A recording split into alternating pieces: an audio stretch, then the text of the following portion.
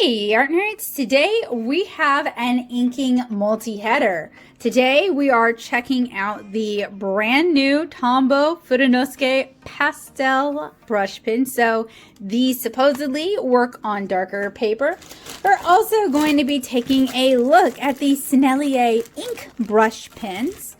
And we're going to be taking a look at a couple of Kuretake products, the eye liner, as well as the Brushpen White Ultrafine. So some of these I've been holding on to them for a while because I wasn't sure when to review them because they're not really meaty enough for their own review, and some of them I've had for way too long and it's time to stop postponing them, and some of them have just come in and I'm really excited to check them out. So let's start with the newest first. Let's start with the Tombow Fudenosuke Pastel.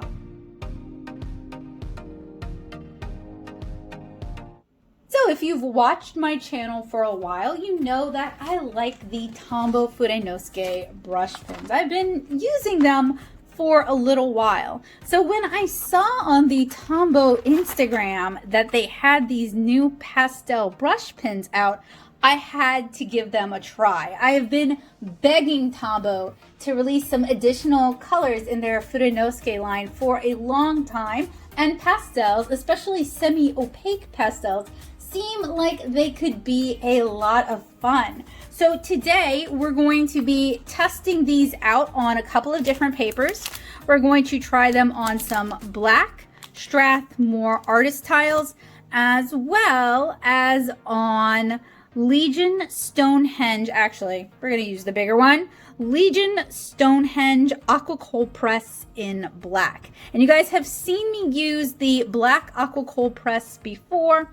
I've used it with metallic watercolors and I'm fairly satisfied with it. So I wanted to try something textured as well as something smooth to see how they would handle.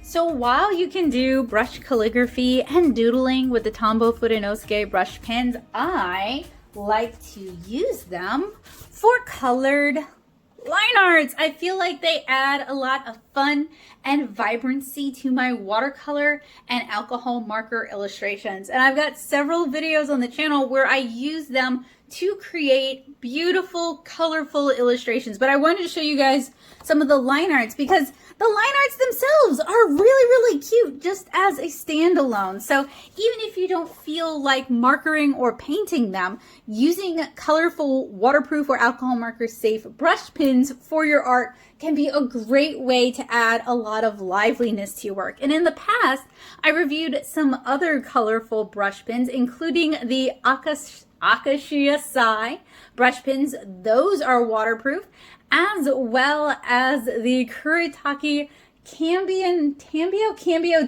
There we go. I have reviewed both of those as well. So if you're interested in colorful line arts, or if you just like watching other people ink, I'll be sure to link those reviews and the field tests in the description below for you guys. But in general, I've been very pleased with the Tombow Fudenosuke brush pens. These, I believe, are the hard tips. And these are a little bit different because they are the soft tip. And I think they're only available in the soft tip so far. So the difference is the hard tip is a little bit sturdier. You have to press a little harder to get variations in your line work. As somebody with a heavier hand, I really like these. However, the Sakura Pigma FB brush pen, which I also use, is a softer brush pen. So this isn't really going to be a problem for me. It's just a matter of preference. So these are packaged a little bit differently from the others, just in that the hang tag is on the side, not the top. It's a little bit of a bummer because I actually use the hang tags and hang them off of my art cart. So this is just going to throw a little monkey wrench in the works. Not really sure why they changed it up. This is a 6-color set. It writes on dark and light paper. It's great for lettering and illustration. I'll flip it over to the back. As it said, writes on dark and light paper, soft, flexible brush tip. Color becomes more opaque as the ink dries. Layer ink to intensify color. Ink won't bleed through most papers. Water-based pigment ink, that's important, not refillable. And to store horizontally. Actually, that's why they changed the format. And you know what? If that's their rationale, I wholeheartedly agree and I appreciate the change. So this will actually ensure that the ink flow reaches the brush nib and that it doesn't dry out. And really, I should be storing all of my brush pens flat and horizontally like this. So that's a good reminder to me as well. These were purchased off of Amazon, and frankly, I thought they were a little bit pricey. So these on Amazon, where I purchased them, were $16 with shipping and handling. They were $6.95, bringing my total before tax up to $22.95. With tax, our grand total was $25.12, which is a little bit pricey, a little bit expensive for these brush pens, but mostly the shipping and handling is what makes it kind of expensive. So if you have the opportunity to buy these in person or to buy them without paying the shipping as part of like a larger order, I would recommend that because the shipping was like a third of the cost of the product. And I'm not all about that life. And they came in standard Amazon time very quickly, just a couple of days. So let's get into this. I do like, as you guys saw, I do keep the containers. I like keeping them all together. I'm nerdy like that. So I do like it is a reusable container. It just slots together. You don't really need a whole lot more than that. The black body indicates soft tip. So we have white. We have, and it says on the thing, soft pink. Let me take them out as we do it. It's pale yellow, light blue, light green, and lavender. So I think we have a pretty good selection of colors. So these should have really little nylon brushes. Actually, they're not super duper little. Let me grab one of the hard tips and we can compare it. But they should be very flexible and very forgiving. So here is a comparable hard tip in pink. All right, so there is our hard tip. There is our soft tip. Actually, now that I look at them side by side, the hard tip's a little bitty bit smaller, but not a whole lot smaller. But the soft tip is going to have more squish and give. So if you're looking for those bouncier line weights, the soft tip is the way to go. And I just want to go ahead and say I don't have any affiliation whatsoever with Tombow. They don't even really know that I exist. I just happen to like their product and I happen to be a fan of Japanese stationery and art supplies. It's something that I've reviewed for years and I happen to really like brush pens as an inking implement. So all opinions are my own and this review was made possible thanks to the generosity of my patrons on Patreon, my husband who helps support my addiction for art supplies, and my watercolor comic 7-inch Kara, which I would love to tell you guys about right now. 7-inch Kara is a watercolor comic full of wonder and whimsy. Join tiny Kara as she discovers a huge family secret and explores the world outside the dollhouse. You can read 7-inch Kara as a webcomic at 7inchkara.com, or you can order beautiful full-color print copies at 7inchkara.com/shop. So even though 7-inch Kara isn't inked, a lot of my art, my Lilliputian Living, my watercolor illustrations, my alcohol marker illustrations are definitely inked. So I would say about 50% of the artistic work that I produce is inked work. For today's review, everything that is opaque, we're also going to test on black paper, and everything that is or might be waterproof, we're going to not only test it on white Bristol like I have here, but we're also going to test it on Canson XL watercolor paper, which is an inexpensive cellulose watercolor paper that's very accessible. You used to be able to find it at Walmart, but you could still find it at Michael's. So hopefully that'll give us like a good gamut.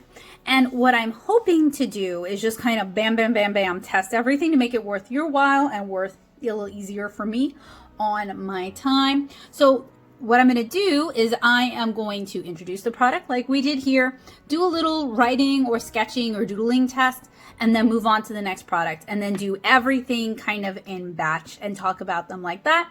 and then at the end talk about the pros and cons of both. So don't worry, we've got chapters. Hopefully it'll make it easier to find what you're looking for. But we're going to start with the writing test for the Tombow Fudenosuke.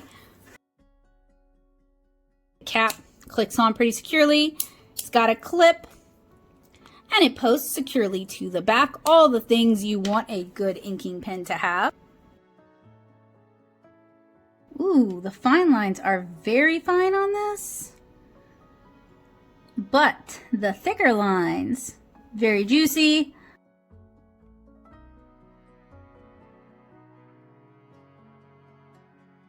I really like the pastel color as well. This is going to add a little bit of nuance to watercolor and alcohol marker art. So that was lavender. Let's go ahead and test out our other, well, we're not going to test out white just yet, but we're going to test out our other 4 colors. And it screams Easter to me. The Tombow Fudenosuke pastels behave pretty similarly on white and light colored paper as the regular Tombow Fudenosuke. I wouldn't say these are particularly or noticeably soft, and the colors are indeed pastel and a little bit more muted than the colors in the regular Fudenosuke set. I really wish Tombow would release some muted colors that would really round out their collection, and I think add some maturity for bullet journalists, as well as give inkers some additional options.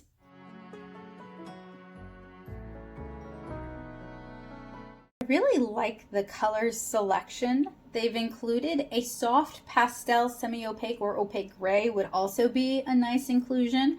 And Tombow, I would still really love it if you would do some shadow or muted colors. Now, with these, supposedly the more we layer them, the more opaque they're going to be. And when I saw that they were opaque, I was a little bit worried that they would be kind of like dusty or kind of muted the way we sometimes get with more opaque watercolors. So far though, the colors look pretty good. Of course, we're gonna have to continue to test them out to really figure out if these are a good fit for us. So I'm going to put these off to the side, and we're going to take a look at the next inking supply on our list. So next we're taking a look at the Sennelier ink brush pens. These are also supposed to have a pigment ink, and they're supposed to be kind of similar to the Kuretake Tanbian brush pens in that they are supposed to be waterproof, perhaps even alcohol marker proof once they've had a chance to cure. And the brushes have individual bristles in them. So as a watercolor comic artist, that sounded really awesome to me. These remind me a lot of your standard water brush. Sennelier does also make watercolor brush pens, so you do want to be careful. If you want the waterproof ones, you want to make sure that you're getting the waterproof ones. I purchased these off of Dick Blick a while back. They have the individual color kind of represented here, as well as over here. They're made in China, and they have a bunch of colors available, and I got the colors open stock that I thought would be, you know, the most useful for me. But they do also come in sets. These are $6.07 each on Blick, or $29.36 for sets of 6. Since I bought these, they've actually come out with some additional colors, including iridescent, and they have a lot of iridescent colors. And in general, they just have a lot of colors that kind of seem to line up with the Sennelier color range. So if you already use Sennelier watercolors, these are going to be pretty similar, with a few exceptions, like the cobalt blue is supposed to be an imitation, but the cobalt purple doesn't say imitation. Anyway, they have a lot of colors available, and these don't really even represent the whole gamut, just some of the colors that I thought I would be the most likely to use.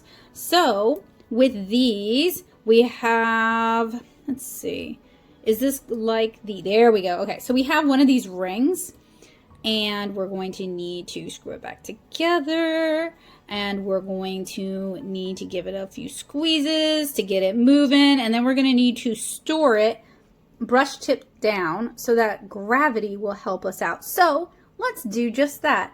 And to help me out and hold these vertically for me so that gravity can help me out, I've got one of these beautiful Cara mugs from the Natto shop to hold the pens while gravity works its magic. And you can find that and more at nattosoup.com/shop. Since these don't have hard plastic bodies, they were pretty easy to get started, and the only real waste is from the little plastic rings that you guys see there. So, all in all, not bad.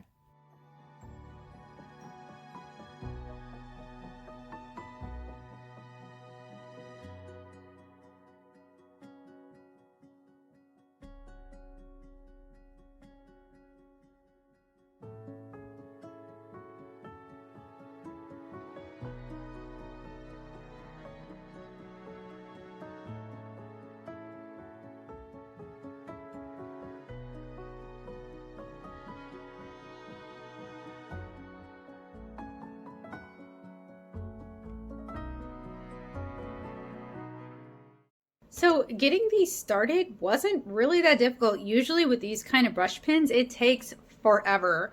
I really struggled with the Cambion Tambio or the Tambion Cambio. I'm sorry, I always get it confused just because you can't really squeeze the barrel, so it's really hard to get them started. But these are actually pretty easy to get started. So like the Tombow Fudenosuke, these feature a pigment-based ink, so they should be waterproof and hopefully alcohol marker safe once they've had a chance to dry. And it really seems like Sennelier is focusing on these for hand lettering, calligraphy, watercolorists, and illustrators.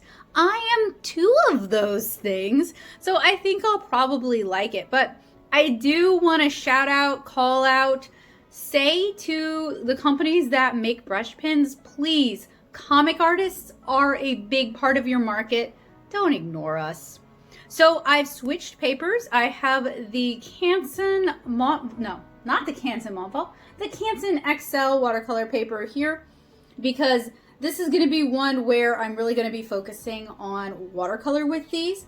So I'm going to go ahead and swatch all of the colors I have for you guys. So like with the Fudenosuke, I am going to swatch one. In this case, we have Rose Permanent or Permanent Pink, number 690. I assume that the number corresponds with the watercolor of the same color or a close approximation. And most of it is written in French, but it says watercolor finish, transparency, and color intensity. Blendable, water soluble, permanent when dry with pigment-based ink. So a lot of these pigment-based products, as long as you catch them while they're still, it's like indie ink based probably. As long as you catch them while they're still wet, they'll be very blendable, but once they've dried, you can layer on top of them, which I like to see for these kind of inking pens because they give you more variety in what you can do with them. And also kind of reminds me of pigment-based fountain pen ink, which I'm still quietly obsessed over. I just haven't been sharing it too much because sometimes the fountain pen community here on YouTube and I just have totally different goals, and sometimes we just can't quite agree on whose goals are, you know, legit goals. Mainly, they can't agree that my goals are legit goals. But anyway, I'm going to go ahead and we're going to uncap it. It's a little bit harder to uncap. Actually, it's pretty hard to uncap. Easy to get started. Wow. Okay, there we go. Nice, large water brush style brush. Whoa, okay. Ink flow on this is a bit of a challenge. I may not have gotten it fully started all the way though. So you would gently squeeze it to get it started, but as you guys can see, I'm getting a good amount of excess. So for me, control is going to be the problem. And in this instance, the Kuretake Cambio Jurassic Park Tambion might be a better fit for just how I handle my art supplies. So that was Permanent Pink, let's go ahead and test out the other colors. We just finished swatching Permanent Pink. Next is Olive Green, then Venetian Red, Yellowish Green, Turquoise Phthalo, Cobalt Blue Hue, Raw Umber, Burnt Sienna, Purple, and Intense Green. And while swatching these, I felt like the caps were really frustrating to remove and very difficult to get off, particularly if you have arthritis problems or hand grip problems.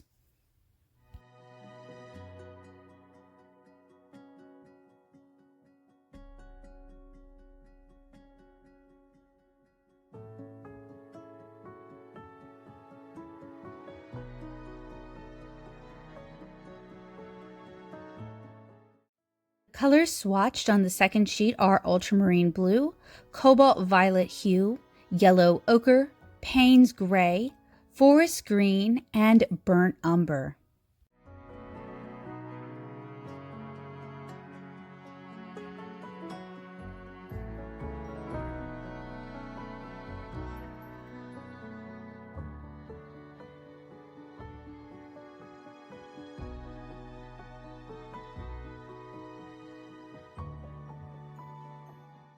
These did not handle as well as I expected them to. I'm having some pretty significant ink flow issues. I'm not really sure how these are meant to be for brush calligraphers with all that dry brush. I mean, that's significant dry brush. Now, it could be my hands are perpetually cold and my house is perpetually cold, and ink flow has a lot to do with the liquid expanding to be able to keep up with it. So that could be the problem. It's a little chilly in the house and my hands are really cold. But now y'all know why I don't like water brushes. I have serious control issues with regular water brushes. These kind of remind me of the mermaid markers. I mean, it's not hard to see why. They are also brush pens. They're really more similar to the Kuretake brush pens that we talked about. I might like those a smidgen better, but frankly, I would have to put these through more tests to really be able to determine that. What I didn't like, though, is how much dripping, how much glooping, just how wet these were. For how I work, maybe I don't work large enough. These are going to be a control issue. What I really like, though, is the color gamut. They have a lot of beautiful colors. But if you want to DIY it yourself and you don't mind paying more, you can create something somewhat similar using a water brush and pigment-based fountain pen ink like Sailor Storia. And just make sure you keep them clean because they are going to start to clog up after time. So these need to dry before I can progress with them. I don't even know if I'm going to test these on the Bristol because these are just so wet that you really need a paper that can handle that and has the absorbency. And even the Canson was kind of like, I don't know. So I am going to set these sheets aside. When I get around to doing the testing, I'm going to test with both water as well as alcohol markers because I care about that and I figure you guys care about that.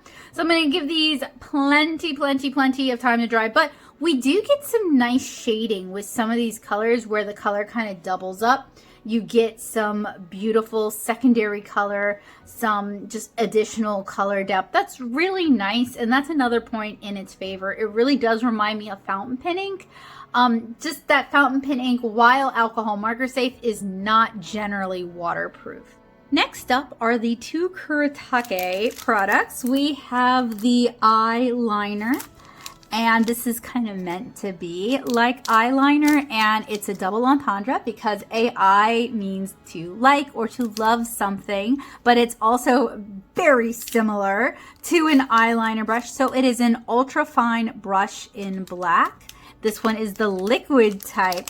This product is a writing instrument, not a cosmetic tool. Please do not use on skin. And this has water-based pigment. So really, this should be alcohol marker safe and waterproof once dry. This is a brush pen that is fitted with an ultrafine brush tip similar to those found in eyeliner cosmetics, which I know some of you are thinking, whoever asks for that? I asked for that.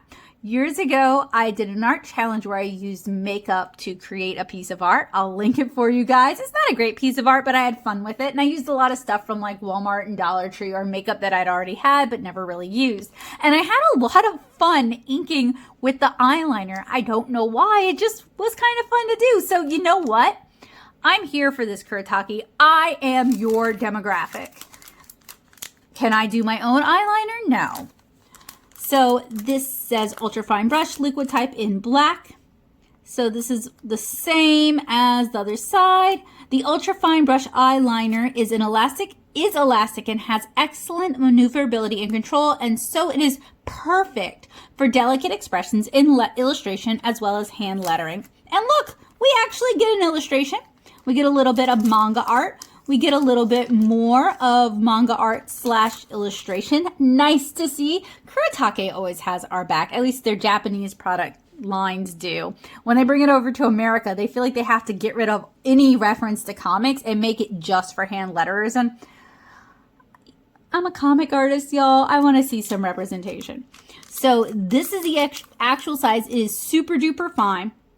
Please note, this product is a writing instrument, not a cosmetic tool. Please do not use on skin. Do not leave in direct sunlight or in high temperatures. Replace cap firmly after use. And then there is an AI liner special site at Kuretake Zig US AI Liner. I'll grab that link for you guys. I believe I bought this in person. I feel like I bought it, I don't even remember where. This has been kicking around for a while, and I've been meaning to review it, but as you guys can see, I didn't really think it was like a standalone review. So we're doing a quadruple header here.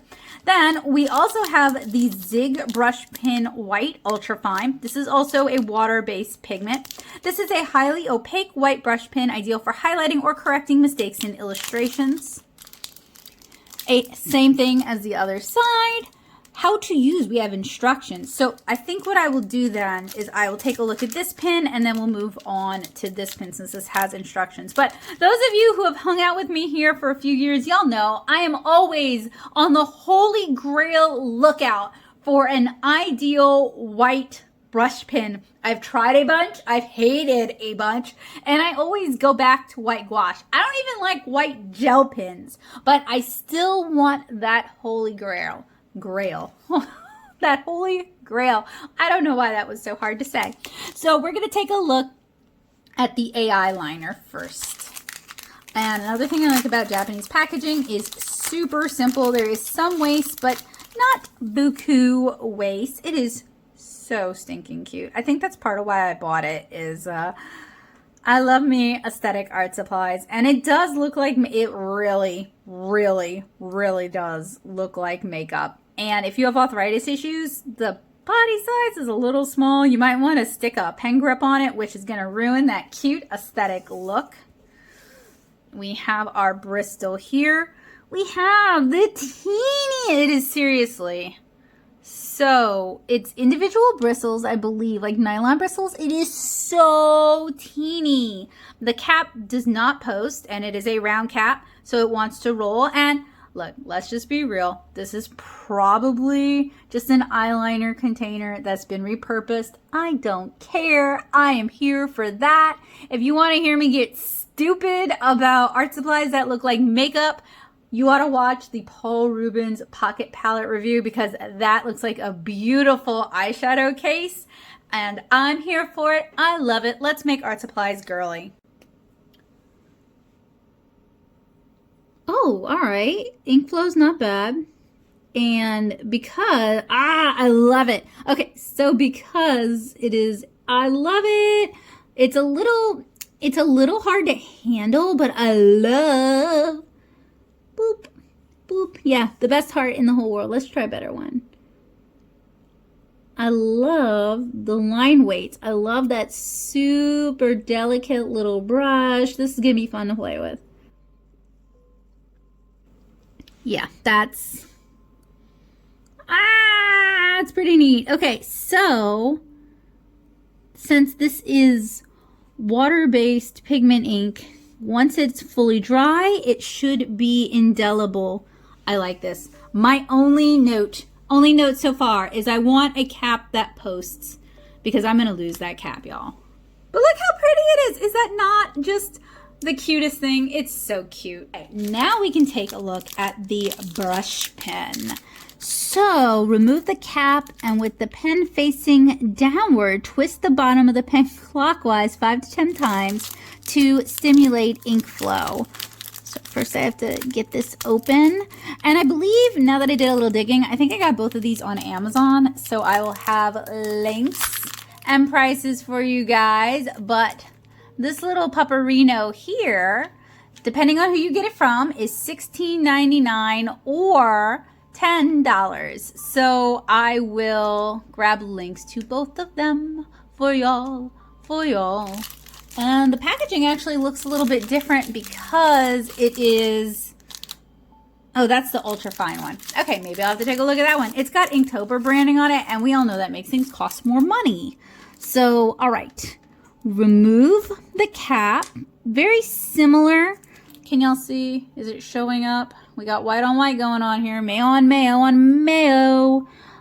It does look like individual brush bristles though, which I like that. I'm a fan of that. They might be taking another page out of, look, there's like nothing in there because look at this twist mechanism. They might be taking a page out of Makeup's book with this, which I'm here for that.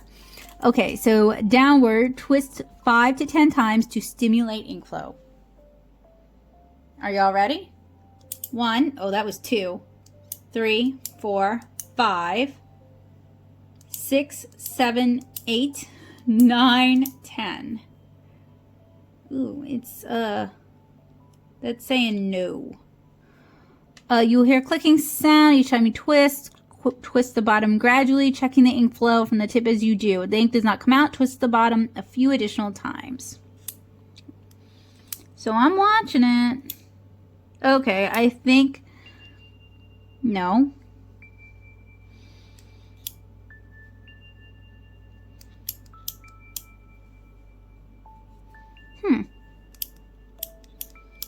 You know, this might be on me. Aha! Ha ha! Ha ha ha ha! We got it. All right, good. All right. When the amount of ink on the brush is low, twist the bottom of the fin. Okay. All right. So to get it to start going again, you got to twist the thing. So that makes sense. With some of the white pigment brush pens that have been on the market, ink flow is a big problem. They tend to clog very quickly because in order to make white ink, your pigment particles actually have to be larger. That's why there aren't any true white, like opaque white fountain pennings, is that the particle size would be so large for it to be visible that it would clog your fountain pen. So that's usually the problem with these things. So please note, after each use, please make sure to remove any excess ink from the brush tip or body by wiping on scratch paper before firmly securing the cap. Ink may solidify and build up if stored improperly, such as if the cap is not closed and tightened properly. Practice on a separate piece of paper in order to control the flow of ink. If the ink comes in contact with clothes, it may stain. Dropping or shaking the pen too much may result in the ink leaking. When using the white brush pen on water-soluble materials such as water-based dye ink or watercolors, the white ink may bleed into the other component. Basically, it's not going to be as white. It's going to start activating that color again. Do not leave in direct sunlight or in high temperatures, and use only for intended purposes, aka I am not makeup. Gotcha. So let's switch over to the Strathmore Artist Tiles. I have never used these. I've had them. They've been in my art hoard forever. So it is drawing paper, 30%, post-consumer fiber, medium surface. These are actually pretty thin. I was thinking they would be like a black Bristol. They are not. And this is going to be my scratch paper for all of our opaque medium. Oh, it died again. Let's see if we can get it going. These tend to be like really persnickety kind of things. If this doesn't die, I actually like it. It's got good opacity, and now the ink is flowing. I like that we can cover large areas. I like that we can do really fine lines. It does need some special treatment, but not too bad. It's a good travel option too. It's got pretty, right now I'm trying to get like the excess ink out of the bristles so that we can put it away, but it seems all right. This is the sort of thing I would use for like adding highlights and stuff, or possibly making ink corrections. I don't know why they give us such a, like, when we bought, oh, sorry, I'm all blurry. I don't know why it is such a small pen. I don't understand why this isn't comparable in size to like a regular pen, but I have a feeling this really reminds me of like certain kinds of lip glosses in terms of how we get the liquid inside to the front or to the applicator. So they're probably using like a lip gloss or a liquid eyeshadow body with, you know, an art supply basically, and I love it. Like, I'm here for that. I think that's very smart because makeup has a lot of really cool application innovations that would be beneficial to art supplies. I wonder how much of this I'm supposed to get out.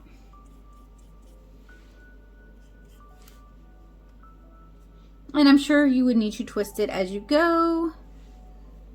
So I like that. It's neat. Does every artist need this? No. But if you travel a lot, or if you don't like messing around with gouache, or if you struggle to find a white brush pen, this seems like it's an improvement. Also, it's water-based pigment, so when dry, theoretically, you should be able to like paint over it. So you could also maybe use it for like small corrections or to add in highlights, kind of depending on what you're doing and how you're working. So you should be able to paint or marker on top of it once it's had a chance to dry. So kind of on this note, if you know of any graphic art, illustration, watercolor, or comic supplies that are utilizing technology from the makeup world, please send me the links to those products. I'm very curious about them. I know Jane Davenport frequently borrows from the makeup world. I just find her products kind of price prohibitive for what they are, and since I see a lot of them originally on AliExpress, I don't normally get a lot of Jane Davenport products unless I see them at Michael's and I see them on a deal, and it's been a while since I've seen anything Jane Davenport there. So I'm like aware that she does a lot of that kind of stuff. It's just not as accessible for me. In fact, I think she also has an eyeliner-esque liner pen. I wonder if they're getting them from the same manufacturer. But if there's like someone else doing it, like if Kuretake has stuff I don't even know about, please let me know. I'm very curious about it because it's been fun. And while I don't wear makeup, I like makeup. All right, let's get us a fresh black artist tile and go ahead and swatch the Pastel Tombow Fudenosuke Brushpen. So I'm going to start with the white because, as you guys know, white pen. Oh yeah, look at that. Can y'all see that? All I see is wet. I'm not, yeah, like you could barely see it.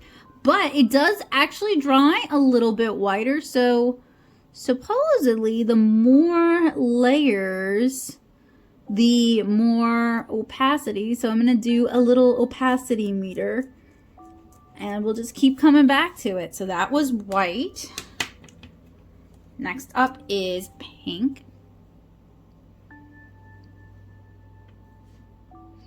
And they handle fine.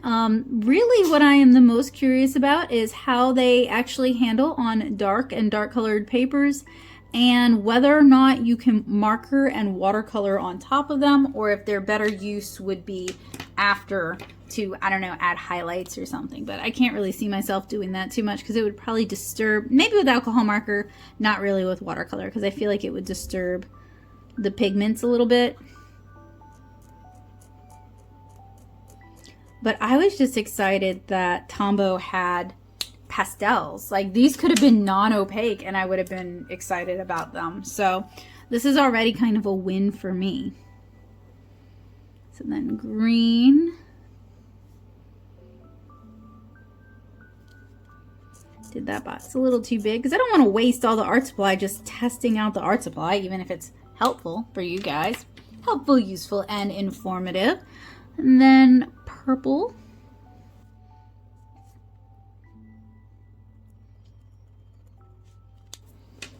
And basically, I'm doing this so that I can figure out which of these I want to commit to a full field test and which of these is a disaster. And some of these, they don't really need to be like the white brush pen. I'm probably just going to use that in illustrations rather than dedicating like a full review to that. So you'll probably see it around. Okay, I'm gonna let these dry and then continue to add layers. But honestly, this is not really very impressive in terms of opacity. It's certainly not the level of opacity the packaging is kind of promising, but I want to give them a chance to dry and do some additional layers with them.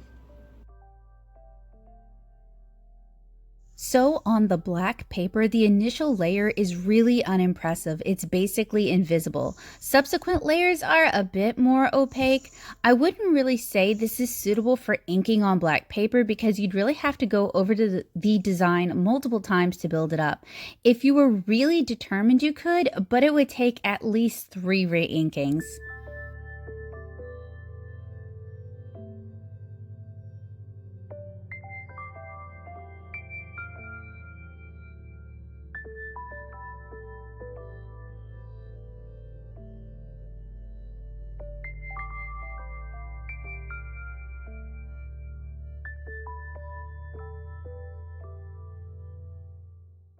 So to be absolutely honest, I don't really think these are going to work quite the way the packaging implies that they're going to work. And I'm looking around, there we go. All right. So the way I feel like the packaging implies they work is it's like one layer and done. Like you're going to get really saturated, opaque whites in one pass, because if you're hand lettering and you're kind of moving with the groove in, it would be really hard to perfectly replicate time and time again to get that really opaque white. In fact, I can't really say any of these are that opaque. So you see, it's almost like an acrylic pen. I would be curious to know how they did this. Or this, where it looks like only one pass, really. Because this was multiple passes to get this level of intensity. This line here, the one that my camera's not even picking up. Let me see if I can. Yeah, you can barely see it. That's what one pass looks like. These, I think that's like four passes to get that level of opacity. Is that a deal breaker for me? No. When I bought these, I really did not care that they wrote on dark paper. That was not my use case. That is a bonus for me. That doesn't really matter. That does make the white basically useless for me, but that doesn't kill the rest of them. So I do want to test them out on my watercolor paper. So here is our Canson XL. And we're really just going to be testing for water solubility, how these look with watercolor on top of them, how suitable would they be, just so that when I do a field test with them, I kind of know how to handle them, if that makes sense. So I'm just doing a few variations just to give me a good idea of what's going on and what I'm working with. But I really can't see these not working out well, I say, as I jinx myself, probably. But I am glad that I'm doing all these tests because I think this is good information to know. It's good for me to know. It's gonna inform how I use these. It would have been really great if they did have that level of opacity. I mean, y'all know I'm by no means a hand letterer, other than in the comics sense. My cursive is remedial, almost unreadable. So, brush lettering, while I could devote the time, I could put the skill points in and learn how to do it, and I would like to someday. I feel like that's going to be like more of an uphill battle for me than it would be for other people. Maybe somebody with like a baseline decent handwriting. And honestly, I'm not even going to bother to test these on black watercolor paper. They handled so poorly. Not so poorly. They were just underwhelming. They're kind of dry too. You got to really take it slow with these. They were just kind of underwhelming on the black Strathmore that I can't see them performing any better or in any way that would make me want to use them on the black watercolor paper I have, because it's a cold press and that's going to cause even more like ghosting and spidering, and there's going to be even more coverage issues. So it's just not really worth it to me.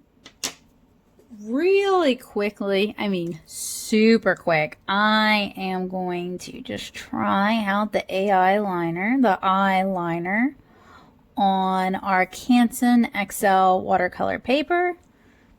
Seems to handle pretty well. A little bit of dry brush, but that is the texture of the paper, not an actual problem with the product. And that's often why we will ink on textured paper, is for that little bit of grit.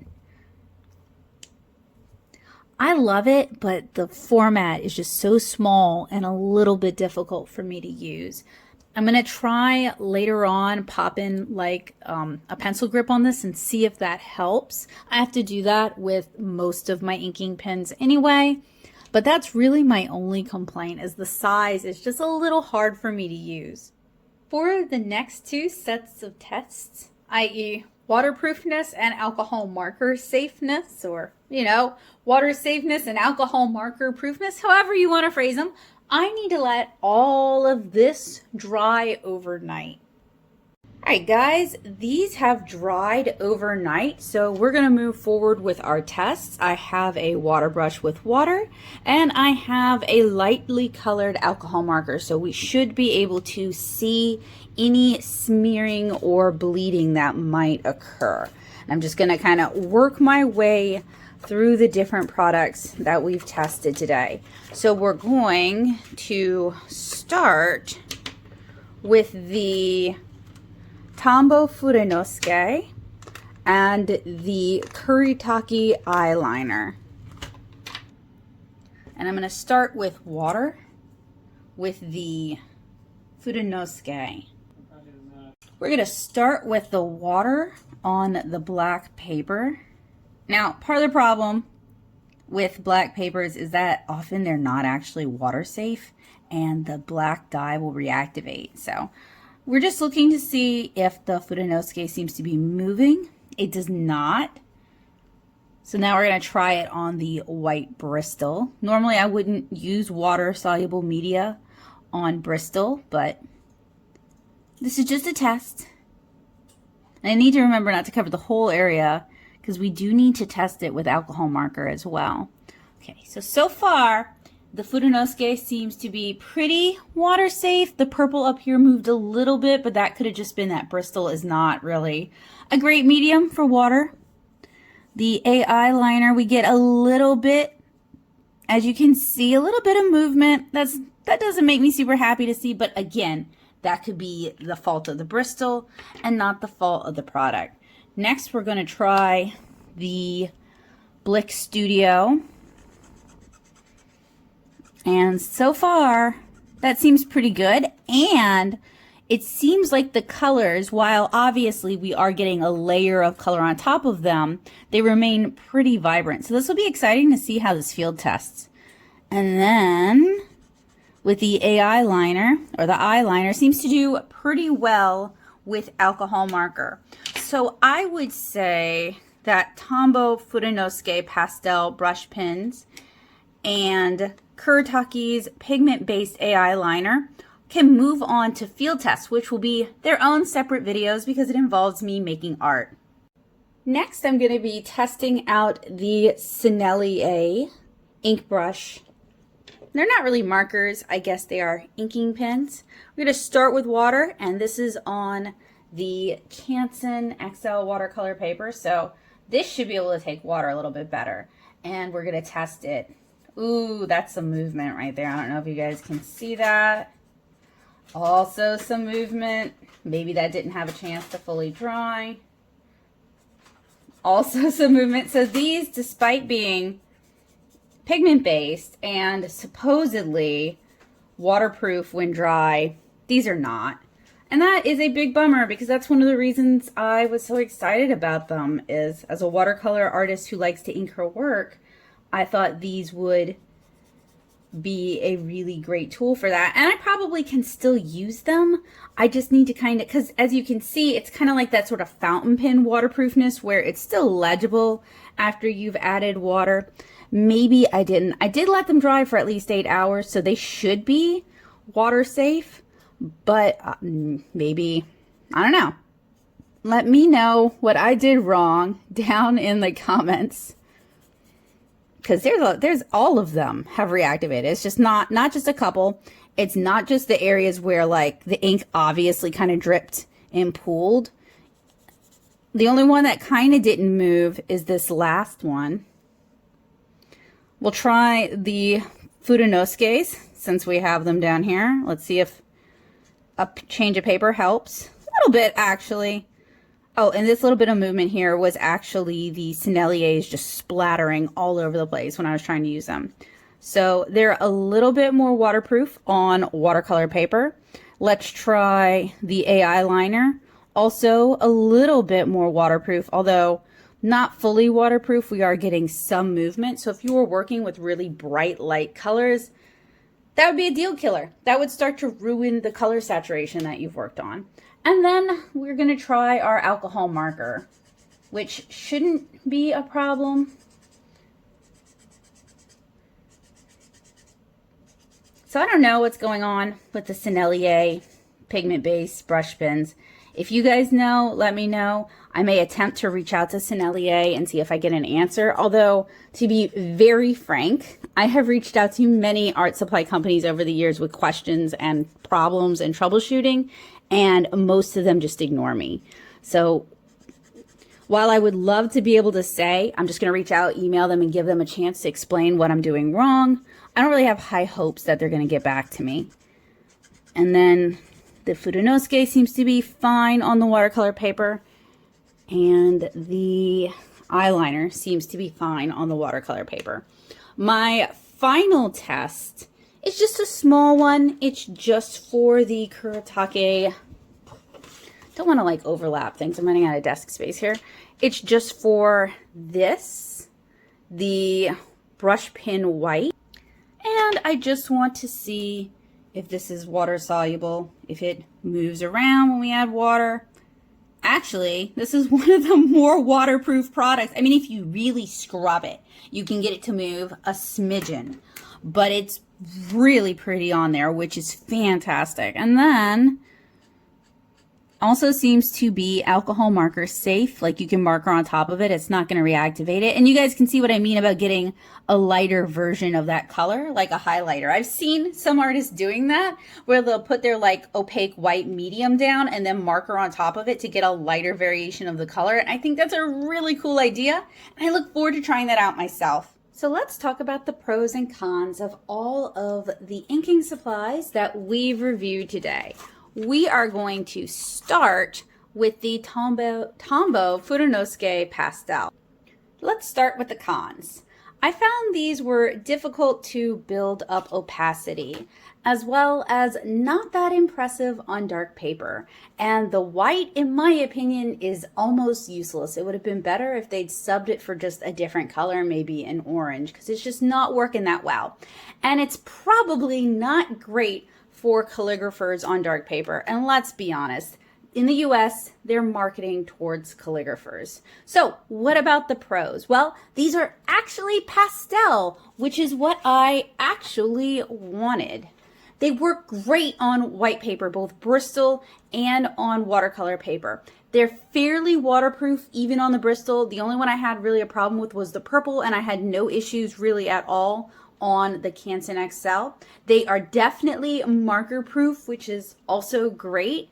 And they're pretty much what I bought them for. So I don't really have any issues with these, but I do think calligraphers would, which is such a refreshing turn of pace because usually I don't like something, but I could see that brush calligraphers could find it useful. Next, we're going to talk about the pros and cons of the Sennelier ink brush water brushes. Starting with the cons. I find these to be pretty expensive. They're also very obviously not fully waterproof. The water brushes themselves have significant issues. The caps are really difficult to remove. They're also round, so they're going to be prone to rolling. I had serious, as you guys can see, control issues with these, as well as serious ink flow issues. So what are the pros? Well, these have a large range of colors, larger than some of the other watercolor brush pens that are on the market. You can get them in sets and open stock, and I really like that. They're very easy to get started. You can probably still use them for something like as watercolor brush pens, in which case they're probably better than the ones on the market, and I will probably re-review them later on from that light and see if we can get some redemption. Next up, we have the eyeliner-esque Kuretake AI or I liner. Let's start with the cons. These are a little difficult to hold and control. If you're not used to makeup products, you're probably going to struggle with control and holding this one. This thing needs a grip. It's pretty clear that they're repurposing an eyeliner, and I'm here for that. The more makeup supplies can be repurposed into art, particularly graphic art supplies, the more I am likely to review them. Also, this cap is perfectly round. It does not have any kind of a post or a cap. It's prone to rolling, and it's very likely to get lost because it doesn't post to the back of the AI liner.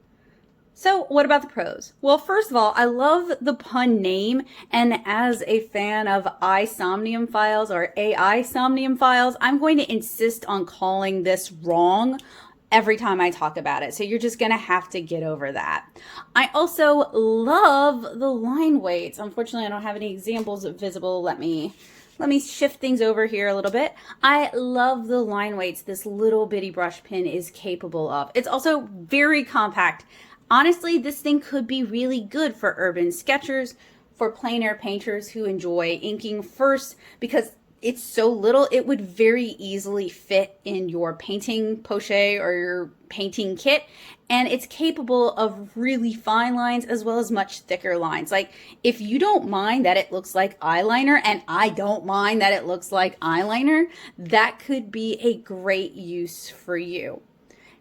So it is also super duper cute, and I am here for super duper cute art supplies. I am so tired of boring, stodgy, gray and black art supplies. So if you make art supplies cute, just like makeup has been made cute, just like gamer chairs have been made cute, I'm all about that life. And then finally, we have the Kuretake brush pen in white.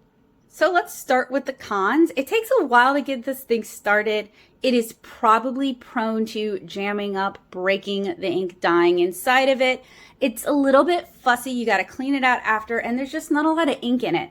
The pros, however, is for now, this thing actually works, and that's very rare for truly opaque white brush pens. So that makes it a unicorn and useful in its own right, because these things, in my experience, tend to break. I've reviewed many of them, never really found a grail. This is approaching grail status. So today we quickly reviewed 4 different tools for inking. We reviewed the Tombow Fudenosuke Pastel brush pens. We reviewed the Sennelier ink brush watercolor brush pens. We reviewed the Kuretake AI or I liner brush pen, and we reviewed the Zig or Kuretake brush pen white in ultrafine. Most of these products impressed me. I like the pastels, although they don't deliver everything that they promise. They deliver what I'm looking for, and that's good enough for me. The AI liner is fun and cute and does deliver on what it promises. And for the time being, the Zig brush pen ultrafine does what it is supposed to do. And for white brush pens, as we have seen, that's incredibly impressive. The only art supply that I was on the fence about today is the Sennelier ink brushes. I'm going to revisit these and test them in a different way in a future video, handling them more like actual watercolor products and watercolor markers, and see if we can't get some art supply redemption for these. But if you are looking for some large pigment-based brush pens, Kuretake makes the Cambio Tambian brush pens, which I reviewed and field tested here on the channel, and I hope you guys will check that out, and maybe that is more what you're looking for. Of course, you can always get kind of DIY with it and use pigment-based fountain pen inks to create brush pens or to dip your brush into and ink with that. So you do have options. These are just not a great fit for kind of traditional, clean, illustrative inking, but I think they do have their place, and I look forward to finding it. Thank you guys so much for hanging out with me today. I hope these reviews were helpful, useful, and informative for you guys. Please make sure to check the description below for the show notes as well as additional relevant inks. It would really mean the world to me if you took the time to check out my art on other social media sites, including Instagram and Twitter. I'll have those linked down in the description below as well. These materials were purchased with funds raised from my Patreon. Thank you guys so much. You guys will see their names listed out in just a minute. If you enjoyed what I do and you want to spend more time hanging out with me, make sure you click the subscribe button and the bell notification to let YouTube know that you want to see more from my channel.